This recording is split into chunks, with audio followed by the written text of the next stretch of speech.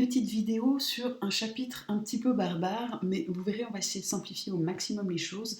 Malheureusement, c'est un chapitre dans lequel il y aura des choses à apprendre un petit peu par cœur, du moins les concepts essentiels et les critères essentiels pour chacune de ces formes juridiques des entreprises. Je commence tout de suite pour que vous compreniez un petit peu de quoi nous allons parler. Donc, dans notre région, il existe tout un tas d'entreprises, j'en ai pris quelques-unes au hasard, qui ont chacune des noms et chacune des formes juridiques, donc qui se rapportent à des lois qui sont spécifiques pour chacune des formes juridiques qui sont choisies. Vous allez comprendre en avançant dans ce chapitre. Les objectifs de ce cours, c'est tout d'abord d'être capable de distinguer les différentes formes juridiques des entreprises, donc en Suisse. Comprendre évidemment les différences qui existent entre elles, les implications concrètes pour les entrepreneurs, donc pour les patrons, pour les chefs d'entreprise, dans le choix d'une forme juridique ou d'une autre.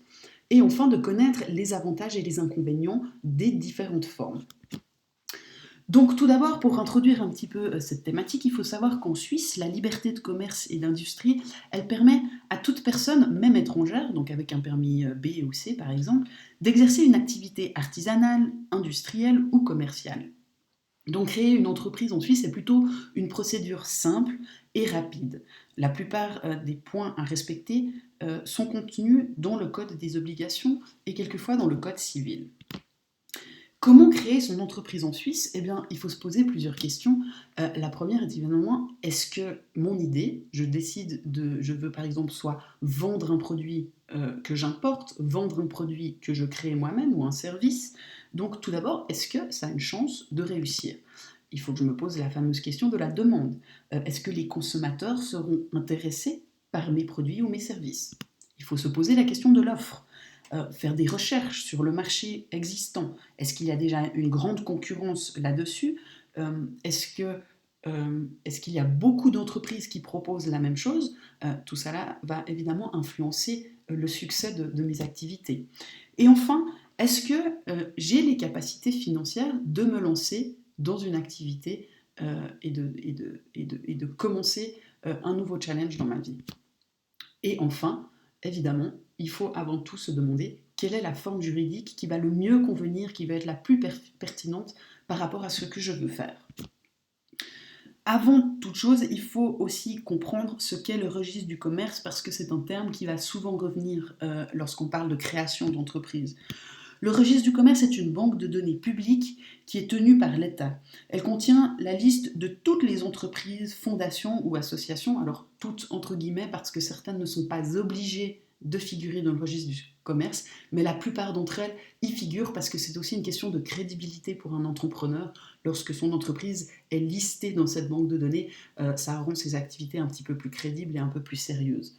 Donc tous les gens qui exercent, enfin toutes les entreprises qui exercent une activité économique figurent normalement dans le registre du commerce, du moins la plupart, et c'est là-dedans qu'on va trouver les faits juridiques, donc les lois qui sont tenues de respecter les différentes associations, fondations ou entreprises. Donc le service du registre de commerce, il sert à la constitution et à l'identification des entités juridiques, excusez-moi.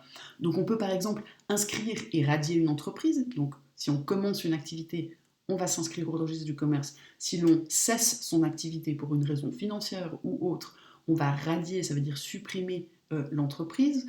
Ça sert à modifier les statuts d'une société. Si tout à coup je veux transmettre ma société à mon fils parce que j'arrive à l'âge de la retraite, je peux modifier simplement ça dans le registre du commerce. Et ça sert à établir les responsabilités. Donc ça apporte de la transparence. Ça permet et à l'entrepreneur et aux clients et aux investisseurs d'aller voir, ok, c'est qui décide, quelles sont les lois que doivent respecter l'entreprise que je m'apprête à contracter pour tel service ou tel produit. Et enfin, le registre du commerce sert à établir des attestations et tout un tas de paperasses. Chaque canton a son registre du commerce. Si je prends le canton de Fribourg, je reprends les différentes entreprises que j'avais choisies au hasard au départ et je peux très bien aller voir sur la page internet du registre du canton de Fribourg et je peux très bien m'amuser à rechercher une entreprise, n'importe laquelle. Par exemple, je veux aller voir qui c'est qui s'occupe du bureau à Bulle, que vous connaissez éventuellement.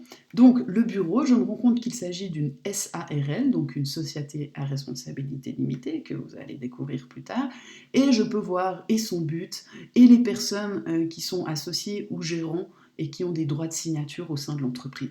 Donc tout ça me permet un petit peu avant...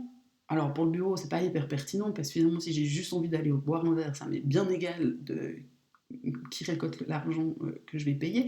Mais par contre, pour une entreprise de construction, etc., ça peut être utile d'aller voir, ok, à qui j'ai affaire. Il faut distinguer deux types de sociétés. On distingue les sociétés de personnes ou les sociétés de capitaux. Les sociétés de personnes, elles sont formées par un nombre restreint de personnes qui engagent personnellement leurs responsabilités.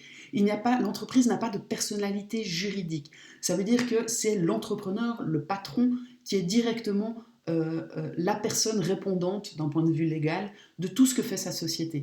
Alors que dans une société de capitaux qui est constituée soit par des associés, soit par des actionnaires, l'entrepreneur n'est qu'un salarié de sa société. La société est la personnalité juridique, la société est une personne morale qui a une propre existence, qui va payer des impôts et qui va jouir et exercer ses droits civils. Donc il faut bien comprendre la distinction entre les deux et vous allez voir lorsque vous verrez précisément le fonctionnement de chacune de ces sociétés. Nous allons nous pencher sur 5 types de sociétés que vous voyez là en bas, qui sont séparées en 3 catégories. Il y a donc ces sociétés de personnes, où vous allez assez rapidement comprendre ce que ça implique. Les sociétés de capitaux à droite, avec la société anonyme dite SA et la société à responsabilité, dont on avait l'exemple avant avec le bureau SARL. Et nous avons un modèle un peu hybride au milieu avec une société coopérative. Donc je vous laisse essayer de compléter un tableau de synthèse pour chacune de ces sociétés à l'aide des vidéos qui sont bien mieux conçues que la mienne. Et vous verrez qu'une fois que vous aurez fait ça, tout va s'éclaircir. Et il ne faut évidemment pas retenir tous les détails, mais surtout bien comprendre quelle est la différence en termes de responsabilité pour chacune de ces entreprises. Il y a différents critères pour sélectionner la forme. D'abord le capital. Est-ce qu'il y a un capital, un montant? Donc est-ce que je dois injecter moi-même de l'argent pour commencer mon activité? D'accord, parce que ça coûte quelque chose de commencer une activité, ne serait-ce que d'acheter par exemple un véhicule, d'acheter un ordinateur pour tenir la comptabilité, pour écrire des mails à ses clients, d'acheter des outils si c'est nécessaire à mon activité. Donc, est-ce qu'il y a besoin d'un montant minimum pour créer mon entreprise, au-delà de ce dont j'ai besoin en termes d'outils et de véhicules? Est-ce que, en termes de risque et de responsabilité, je suis bien au courant de qui paye en cas de dette? Est-ce que c'est moi, chef d'entreprise, ou est-ce que c'est ma société et c'est ma société qui va me mettre en difficulté plutôt que moi? Dans le même sens, et à l'inverse, qui encaisse en cas de bénéfice? Est-ce que les bénéfices sont réinvestis au sein de la société, ou est-ce que les bénéfices, je peux les garder pour moi, pour ma maison? L'indépendance, est-ce que j'ai une marge de manœuvre dans mon entreprise? Est-ce que je décide tout seul? Est-ce que je dois me soumettre aux décisions prises par mes associés ou les actionnaires, mes investisseurs? Les impôts, qui est imposé? Est-ce que c'est la société? Est-ce que c'est l'entrepreneur? Est-ce que c'est les deux? Et enfin, au niveau de la sécurité sociale, donc on verra que selon la forme que l'on choisit, il y a des assurances qui sont obligatoires ou facultatives. Il y a différentes manières de cotiser à toutes ces assurances si on est salarié ou si on est indépendant. On est très souvent mieux protégé en cas de salarié, puisque, par exemple, les déductions pour l'assurance chômage sont obligatoires, l'AVS également, et avec le statut d'indépendant, ce n'est pas toujours le cas. On voit par exemple qu'avec la crise actuelle, les indépendants ont beaucoup souffert, surtout ceux qui n'avaient pas choisi de cotiser à des assurances qui sont facultatives et qui tout à coup, lorsqu'on en a besoin, c'est compliqué de les obtenir, enfin d'obtenir des indemnités. Donc voilà, je vous laisse réfléchir à chacune de ces formes juridiques avec les vidéos que je vous ai mis en lien. Bon travail, à bientôt.